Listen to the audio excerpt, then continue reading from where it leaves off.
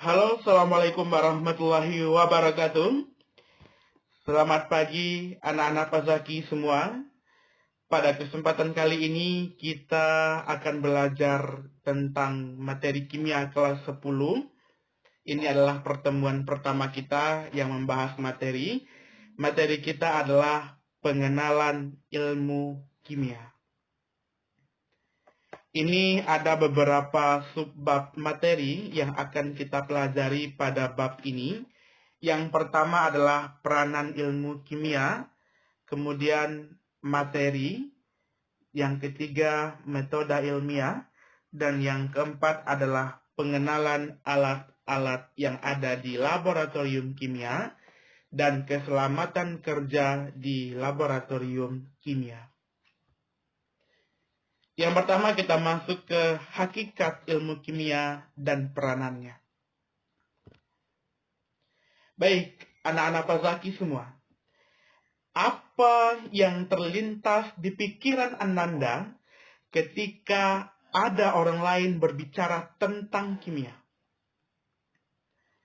Bapak yakin dan percaya bahwa sebagian besar kita memiliki pemikiran dan pemahaman bahwa kimia adalah zat yang berbahaya.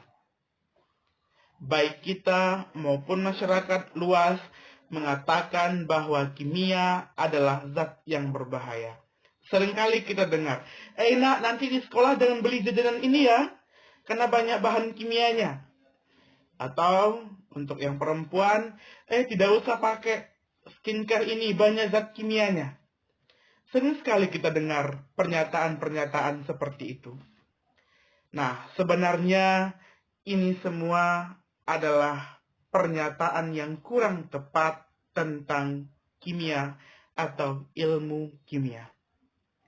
Kalau boleh Pak Zaki katakan, ada slogan yang tepat untuk ilmu kimia ini, yaitu tiada hari tanpa kimia. Mengapa Pak Zaki katakan demikian? Karena apa yang Ananda hirup, apa yang Ananda makan, apa yang Ananda pakai, dari mana bunyi yang Ananda dengar, apa penyusun tubuh Ananda, semuanya adalah zat kimia. Misal, untuk bernafas, apa yang kita hirup? Kita menghirup oksigen. Oksigen itu kan senyawa kimia.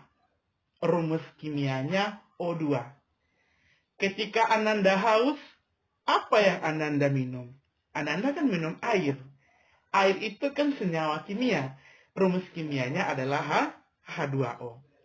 Jadi intinya adalah bahwa kimia itu tidak identik dengan zat yang berbahaya, walaupun ada beberapa zat kimia itu yang berbahaya. Nah, kalau demikian, lalu apa sebenarnya yang dimaksud dengan ilmu kimia? Nah, ini yang akan kita pelajari. Ilmu kimia itu berasal dari bahasa Arab kimia, ya, yang artinya adalah perubahan zat. Lalu kita jabarkan, ilmu kimia adalah ilmu yang mempelajari tentang susunan, struktur, sifat, perubahan, dan energi yang menyertai perubahan suatu zat atau materi. Dalam bahasa lain, Pak Zaki katakan bahwa ilmu kimia adalah ilmu yang membahas bagian dalam dari suatu materi. Siapa menyusunnya, bagaimana strukturnya, kemudian apakah dia bisa berubah? Kalau iya, bagaimana dengan energinya? Jadi kita tidak membahas luaran, kita membahas dalam. Terlalu mainstream kalau membahas fisik ya nak. Oke, sekarang kita lanjutkan. Manfaat belajar kimia. Setidaknya ada 4 manfaatnya. Memberikan pemahaman terhadap alam sekitar dan proses yang terjadi. Kemudian pemahaman terhadap produk yang menimbulkan masalah. Kemudian pemahaman terhadap produk yang bermanfaat. Dan pemahaman terhadap bahan kimia yang berbahaya bagi bagi tubuh. Kemudian, kalau kita membaca sebagian buku, ada yang mengatakan bahwa ilmu kimia adalah sentral dari seluruh ilmu pengetahuan. Atau bahasa lainnya, ilmu kimia adalah pusat dari ilmu pengetahuan. Nah, ini adalah kita bahas kaitan ilmu kimia dengan cabang ilmu yang lainnya. Kita lihat ilmu kimia itu berada di tengah-tengah. Nah, ilmu kimia selalu memberi peran terhadap semua cabang ilmu yang lainnya. Baik dari itu di kedokteran, neurologi atau saraf, paleontologi, hewan purba, geologi, kebumian, fisika, elektronik, kemudian meteorologi, metalurgi, teknik, arkeolog, ekologi atau ekosistem, pertanian, botani atau tumbuhan, bahwa ilmu kimia memberikan peranan atau sumbangsi dalam ilmu ini. Bapak contohkan satu, yaitu tentang ilmu farmakologi. Ilmu farmakologi ini adalah ilmu yang membahas tentang obat-obatan atau sering kita dengar dengan farmasi. Di mana di sana ilmu kimianya? Nah, ilmu kimianya adalah kita membahas tentang bagaimana sifat dari zat yang dikandung dalam obat, lalu nanti dia bereaksinya bagaimana dalam tubuh. Nah, itu semua adalah sumbangsi atau peranan ilmu kimia dalam farmakologi. Kemudian, misalnya lagi di arkeolog atau ilmu fosil, di mana peranan ilmu kimia? Salah satu peranan ilmu kimia adalah digunakan untuk menghitung umur atau usia fosil. Nanti kita menggunakan namanya isotop karbon. Nah, dengan zat kimia itu kita bisa mengukur umur dari suatu fosil. Nah, itu kaitan kimia dengan arkeolog. Dan nanti di akhir Bapak beri Ananda tugas untuk mencari kaitan ilmu kimia dengan ilmu yang lain ini. Sekarang kita lanjut dulu. Selain yang tadi, ini peranan ilmu kimia dalam kehidupan. Ilmu kimia membantu menyejahterakan kehidupan manusia dengan menghasilkan aneka produk yang berguna. Misalnya sabun, sampo, pasta gigi, sikat gigi, desinfektan, mentega, vetsin, sirup, makanan dalam kaleng, deterjen, cat, alat-alat yang terbuat dari bahan plastik, pupuk buatan, dan bahan polimer. Misalnya plastik, kemudian ada paralon, dan lain semuanya. Itu adalah bahan-bahan kimia yang memberikan manfaat untuk kehidupan kita. Kemudian kita masuk kepada bagian yang kedua, yaitu materi. Bapak ingin bertanya, apakah Ananda tahu apa yang dimaksud dengan materi? Apakah materi itu adalah uang? Apakah materi itu adalah harta? Kita lihat definisi materi. Materi adalah segala sesuatu yang memiliki massa dan menempati ruang. Ini adalah materi.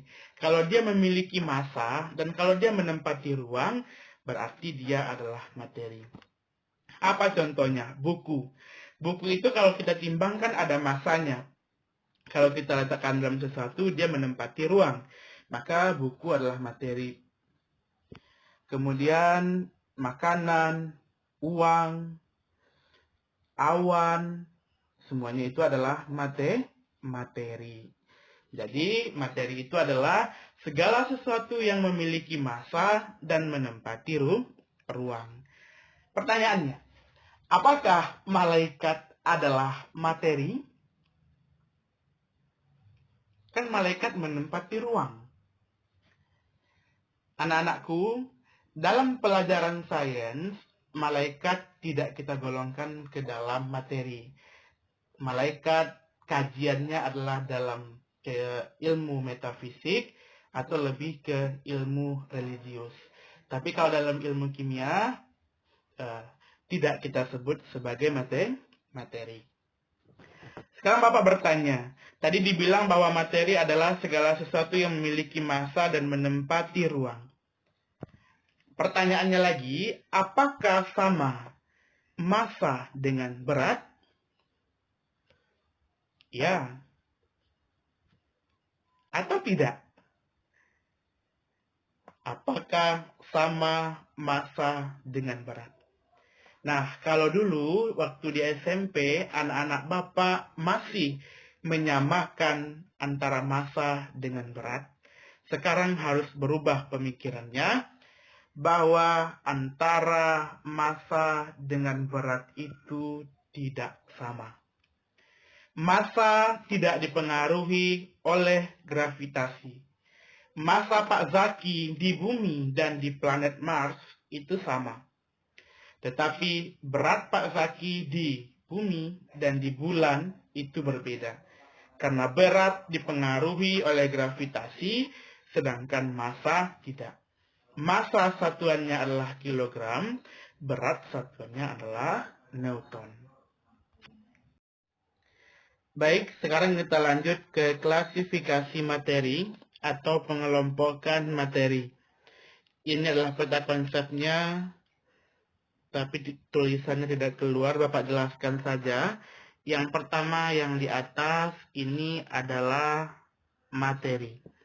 Kemudian, materi itu terbagi menjadi dua. Ini adalah zat tunggal, dan ini adalah campuran. Zat tunggal terbagi dua, yaitu di sini ada unsur, di sini ada senyawa. Unsur berdasarkan sifat logam dan non-logamnya dikelompokkan menjadi tiga. Ada unsur logam, ada unsur semi-logam, dan ada unsur non-logam. Kemudian campuran juga terbagi tiga. Ada campuran homogen, ada campuran heterogen, dan ada yang disebut dengan koloid. Dan ini akan kita bahas satu persatu. Yang pertama adalah unsur. Yang dimaksud dengan unsur adalah bentuk materi yang paling sederhana dan tidak bisa diuraikan lagi menjadi materi yang lebih sederhana dengan reaksi kimia. Artinya dia adalah materi yang sudah paling sederhana dan tidak bisa dibagi lagi dengan reaksi kimia. Yaitu misalnya unsur natrium, kemudian unsur raksa, unsur klorin, unsur belerang, atau yang sering familiar bagi Ananda itu adalah oksigen, ya, atau O. Satu O saja itu disebut dengan unsur. Nah, jadi satu oksigen itu adalah contoh dari unsur. Kemudian apa yang disebut dengan senyawa? Senyawa adalah gabungan dua unsur atau lebih dengan perbandingan tertentu. Sifat senyawa berbeda dengan sifat dari unsur pembentuknya. Misalkan senyawanya unsur Fe atau unsur besi berikatan dengan belerang menjadi senyawa FeS. Kemudian unsur oksigen bereaksi dengan unsur hidrogen membentuk H2O atau sering kita sebut dengan air. Nah, jadi kan kalau oksigen itu kan gas, hidrogen itu kan gas. Kalau dia bereaksi, maka dia akan membentuk air yang berwujud cair pada suhu kamar. Kemudian, kita lanjut, yang berikutnya adalah campuran. Campuran adalah gabungan dari dua jenis atau lebih materi. Atau dalam bahasa sederhananya, campuran adalah gabungan dari dua senyawa atau lebih. Campuran terbagi tiga. Yang pertama ada yang disebut dengan larutan atau campuran homogen.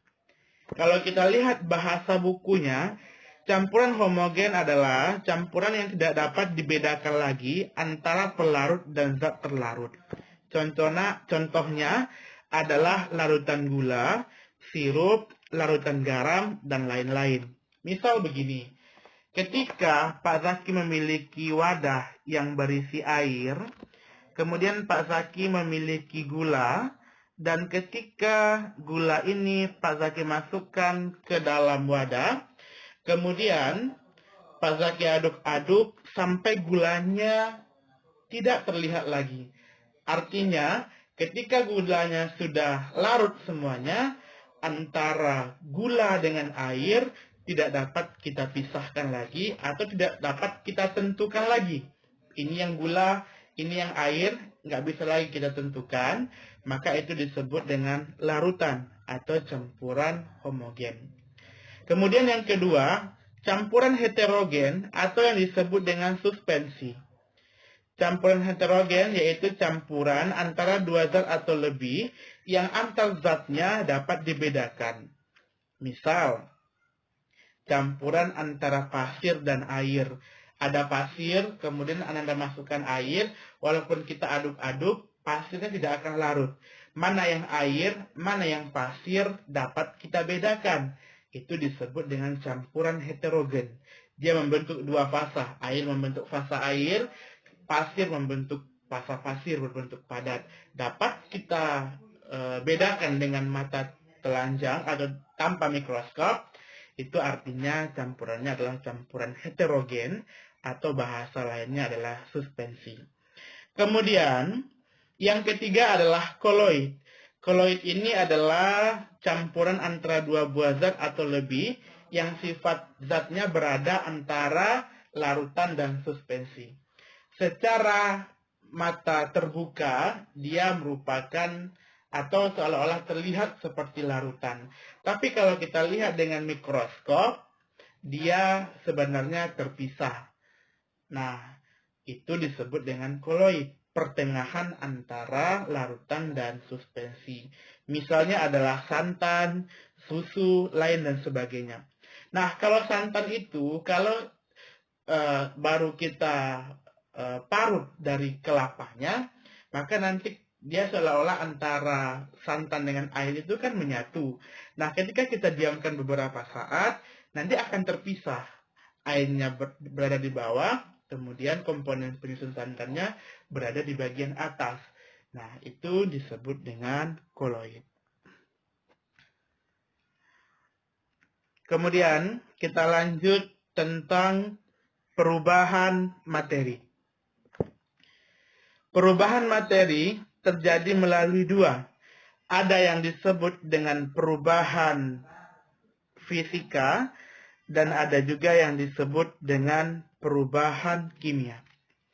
Lalu apa perbedaan perubahan fisika dan perubahan kimia? Kita bahas satu persatu. Perubahan fisika adalah perubahan yang tidak menghasilkan materi baru atau perubahan yang tidak menghasilkan zat yang baru. Tetapi perubahan fisika hanya terjadi perubahan wujud atau perubahan fasa dari zat saja. Misal, dari cair menjadi padat. Jadi air nih menjadi padat dia, maka rumus kimia tetap sama. Air itu H2O. Es itu juga H2O, tapi fasanya yang berbeda. Satu cair, satu padat atau solid. Tapi sama rumus kimianya. Kemudian dari padat menjadi cair, melebur. Batu es itu melebur menjadi cair, hanya perubahan wujud, rumus kimianya sama. Kalau batu es itu H2O, fasanya solid atau padat. Air itu H2O juga, fasanya liquid atau cair. Jadi perubahan fisika hanya perubahan wujud dari padat menjadi cair, dari cair menjadi gas, dari gas menjadi padat dan sebagainya. Itu adalah perubahan fisika. Sedangkan yang disebut dengan perubahan kimia adalah perubahan yang menghasilkan zat yang baru atau materi yang baru. Misalnya begini, kita membakar kertas atau kembang api. Apakah kembang api yang sudah dibakar itu sama dengan yang sebelum dibakar? Berbeda, dan zatnya pun berbeda. Contohnya lagi, besi yang berkarat. Nah, apakah sama rumus kimia besi yang bagus dengan yang berkarat? Tidak. Maka itu disebut perubahan kimia. Apel yang telah mencoklat atau berubah warna menjadi coklat, itu termasuk perubahan atau reaksi kimia. Ciri-ciri terjadinya reaksi kimia itu ada 4. Yang pertama adalah terjadi perubahan warna. Yang kedua, terbentuk gelembung gas. Yang ketiga, terbentuk endapan. Dan yang keempat, terjadi perubahan suhu. Nah, terkadang tidak keempat ciri-ciri ini yang muncul. Hanya ada beberapa, 1, 2, atau 3. Tetapi ciri-ciri terjadi reaksi kimia ada 4. Perubahan warna, terbentuk gelembung gas, terbentuk endapan, dan perubahan suhu atau temperatur. Terima kasih Pak Zaki ucapkan telah mendengarkan dengan baik penjelasan Pak Zaki tadi. Bapak harap anak-anak Bapak dapat bekerja sama dengan baik sehingga amanat dari pendidikan tetap kita tunaikan dan Ananda tetap dapat mendapatkan wawasan yang luas sebagaimana mestinya walau proses pembelajarannya kita lakukan secara online. Demikian saja, kalau ada bagian yang kurang Ananda pahami, silakan diskusikan dengan Bapak melalui psikologi kita, grup WA kita, personal chat, telepon, atau nanti kalau banyak kita menggunakan Zoom meeting. Oke, tetap semangat anak-anak Bapak, jangan pernah takut dengan perubahan, tapi berubahlah bersamanya.